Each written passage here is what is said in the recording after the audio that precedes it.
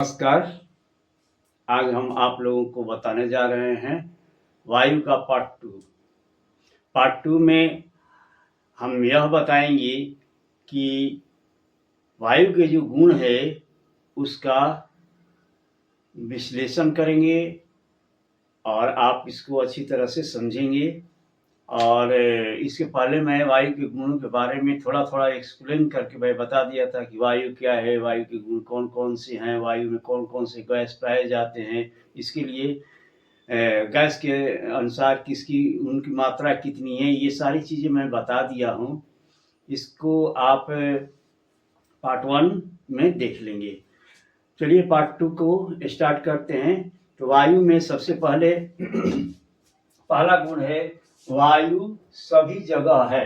अब इसको कैसे हम जान सकते हैं कि वायु सभी जगह है? वायु सभी जगह है। पृथ्वी के हर एक कोने में, एक छिद्र में भी वायु है। यह कैसे है? तो इसके लिए प्रमाण भी है। जैसे यानी यहाँ तक कि मिट्टी में जो चींटी रहती है उस चींटी के छिद्र में भी रहता है।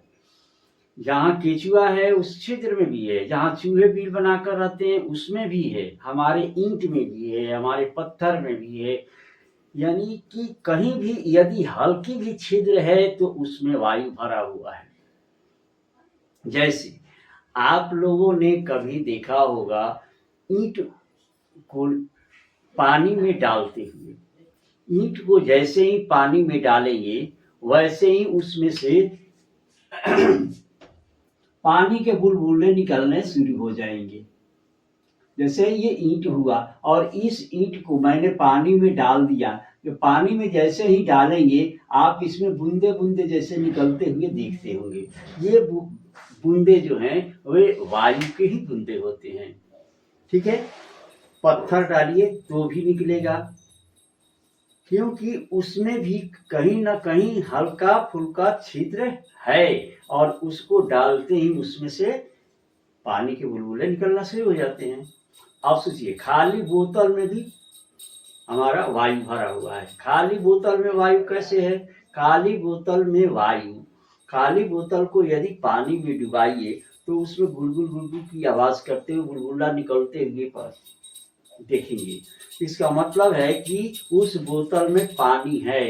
यदि हवा है, यदि हवा नहीं रहता तो उसमें से बुलबुले नहीं निकलते। अब सोचिए एक ले लीजिए, बोतल ही ले लीजिए या लोटा ले लीजिए, गिलास ले लीजिए, उसको उल्टा पानी में डुबाइए। जैसे ही उल्टा पानी में डुबाएंगे तो आपको दाब महसूस पड़ेगा उसको उठाने के लिए। और यदि उसी को उल्टा एकदम पूरा पानी में डुबा करके फिर निकालिए तो आप देखेंगे कि अंदर तो पानी गया ही नहीं। इसका मतलब उसमें क्या था? वायु था। तो इस प्रकार हम बता सकते हैं या सिद्ध कर सकते हैं कि वायु सभी जगह है। समझ में आ गया होगा। अब आते हैं हम वायु स्थान घेरती है। वायु स्थान घेरती कहने का मतलब यह है कि जहां भी वह है वह जगह अपना बना लेती है। जैसे मान लीजिए कि आप टायर में साइकिल चलाते हैं और साइकिल चलाते समय उसमें हवा भरते हैं। जब हवा भरते हैं तो हवा जाता कहाँ है? टायर के ट्यूब में। टायर के ट्यूब में जब जाता है तो ट्यूब कैसा रहता है? पचका हुआ रहता है।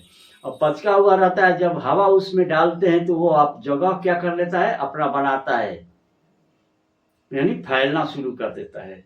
और जैसे ही वो फैल जाता है आप हवा देना बंद कर देते हैं। यदि अधिक हवा उसमें डालिएगा तो उसका दबाव बढ़ जाएगा और दबाव बढ़ेगा तो ट्यूब क्या हो जाता है? फट जाता है।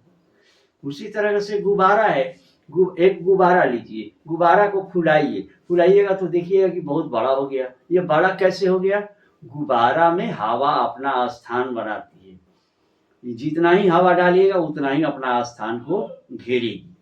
यदि नहीं घेरती तो गुब्बारा फूलता नहीं और गुब्बारा फूटता भी नहीं। कैसे, क्यों फूट गया? क्योंकि उसमें आवश्यकता से अधिक हमने वायु डाला और वायु जब अपना स्थान बनाने लगी तो गुब्बारे का तनाव हुआ, और गुब्बारा जब तनाव हुआ तो बहुत अधिक तनाव होने के कारण वह क्या हो गया, टूट गया। टूट गया मतलब फूट गया। समझ में आ गया। तो इस तरह से वायु अपना जगह घेरती है। आते हैं, अब बढ़ते हैं कि वायु में भार होता है। इसको तो मैंने उस प्रथम वीडियो में भी बताया था कि वायु में भार होती है, यह किस प्रकार यह जाना जा सकता है। तो हम इसके लिए 2 गुब्बारा ले सकते हैं, और 2 गुब्बारा ले सकते हैं, और एक गुब्बारे को इसी तरह रहने दीजिए, इसको फुलाइए नहीं, और दूसरे को क्या कर दीजिए, फुला दीजिए। अब इन दोनों गुब्बारों को एक तराजू लीजिए, और इस तराजू पर इन गुब्बारों को डाल दीजिए।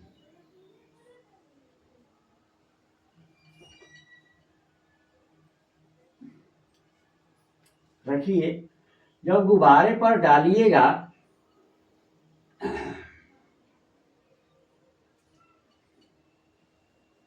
तो इस पर मान लीजिए कि हमने डाल दिया बड़ा वाला गुब्बारा जो फूला हुआ है, और इस पर रख दिया जो फूला हुआ नहीं है, उस गुब्बारे को रख दिया। आप देखेंगे कि ये जो लाइन है आपको इस तरह से झुका हुआ दिखाई देगा, इस तरह से झुका हुआ दिखाई देगा। इसका मतलब है कि वायु जो है, वायु में भार होता है। यदि हवा में भार नहीं होता तो ये झुकता नहीं। अब आते हैं, देखते हैं वायु रंगहीन, गंधहीन और स्वादहीन है। कभी आपने वायु को देखा है? नहीं देखा है। नहीं देखा है इसका मतलब इसका कोई रंग नहीं है, लेकिन अनुभव तो करते हैं। इसका अनुभव कैसे करते हैं? इसका अनुभव इस तरह करते हैं कि जैसे पेड़ है, अब पेड़ पर पत्ते क्या होते हैं, हिलते रहते हैं। तो पेड़ पर हिलते रहते हैं, इसका मतलब क्या है, किसके कारण हिल रहे हैं? तो कहेंगे कि हवा चल रही है, तो हवा के कारण ही वो क्या है, वह चलती है। लेकिन यहाँ पर यह रंगहीन है। कैसे? उसमें रंग नहीं है, वह दिखाई नहीं देती है। इसके बाद यह गंधहीन है, इसमें कोई गंध ही नहीं होता। हम लोग बाहर घूमते फिरते रहते हैं, घर में रहते हैं, कहीं किसी प्रकार का गंध नहीं होता है। लेकिन जैसे हम किसी भी तरह का सेंट यदि डाल देते हैं तो उस सेंट के जितने अणु हैं सब हवा में बिखर जाते हैं। हवा में बिखरने के कारण हवा के साथ हमारे नाकों में जाता है। इसके कारण वो सेंट क्या होता है, हम लोगों को मालूम होता है कि सेंट इधर छिटा हुआ है। लेकिन ये नहीं कहते हैं कि हवा महक रही है, हवा में गंध है। हवा में गंध कैसे हो गई? हवा में कोई ना कोई चीज गंध आती है। जैसे फूल है, फूल के पास जाइएगा तो हमको सेंट मिलेगा, गंध मिलेगा। तो वो उसका गंध जो है हवा में मिल जाता है, हवा गंध के अणु मिल जाते हैं, और वही अणु हवा के द्वारा हमारे नाकों तक आते हैं, जिससे हम महसूस करते हैं कि गंध है। अब यह स्वाधीन है। हम लोग श्वसन क्रिया करते हैं, नाक से भी करते हैं, कभी मुंह से भी करते हैं, हवा लेते हैं। लेकिन हवा लेते समय क्या वह जीभ से स्पर्श नहीं करती? हवा जीभ से स्पर्श करती है। तो हवा जब जीभ से स्पर्श करती है तो उसका स्वाद होना चाहिए, तो उसका कोई स्वाद नहीं मिलता है। इसका मतलब हवा स्वादहीन है। इस तरह इसका एक गुण हो गया, वायु रंगहीन, गंधहीन, स्वादहीन है। वायु जीवन के लिए आवश्यक है। वायु जीवन के लिए कैसे आवश्यक है? हम वायु के बिना जिंदा नहीं सकते। वायु में एक ऐसा तत्व है जिसको हम लोग कहते हैं ऑक्सीजन।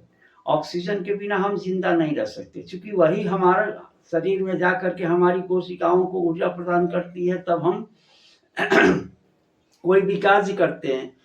तो बिना ऊर्जा का तो कोई कार्य होगा नहीं। तो ये ऊर्जा देने वाला है कौन? तो ये ऊर्जा देने वाला है हमारी कोशिकाएं, जो ऑक्सीजन से प्राप्त करती है।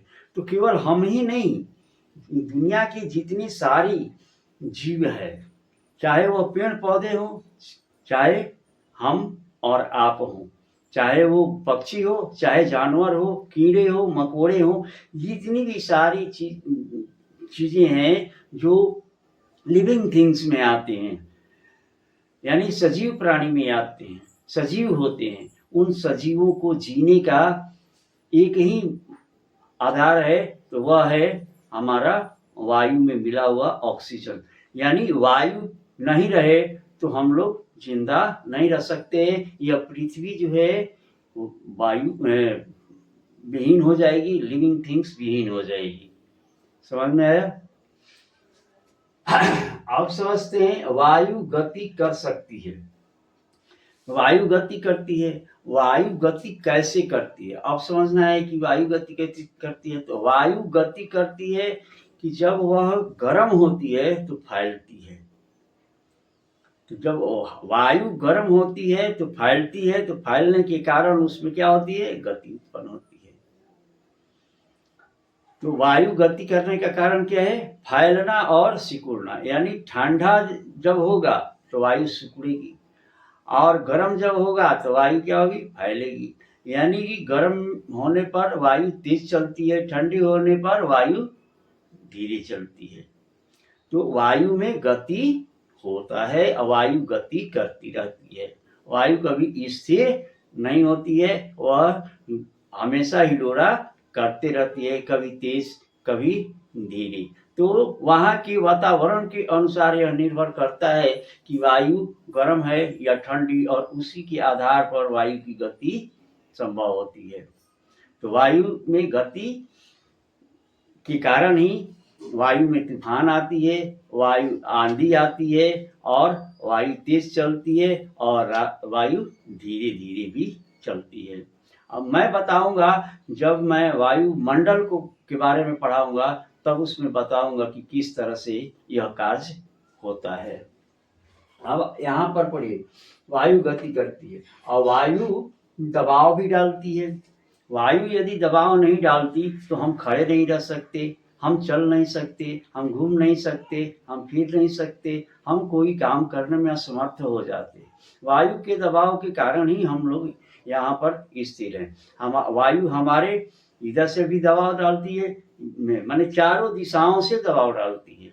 चारों दिशाओं से दबाव डालने के कारण हम स्थिर रहते हैं। हमारे सिर के ऊपर भी है, हमारे दाएं से भी है, हमारे बाएं से भी है, हमारे उत्तर दिशा से भी है, उत्तर पूर्व दिशा से भी है, यानी सारी दिशाओं से दबाव डालती है। अब वायु दबाव कैसे चलेंगे, वायुमंडल के बारे में बताएंगे तीसरे पाठ में कि वायुमंडल में वायु जो है क्या कार्य करती है और किस तरह से कार्य करती है हमारे लिए। Thank you.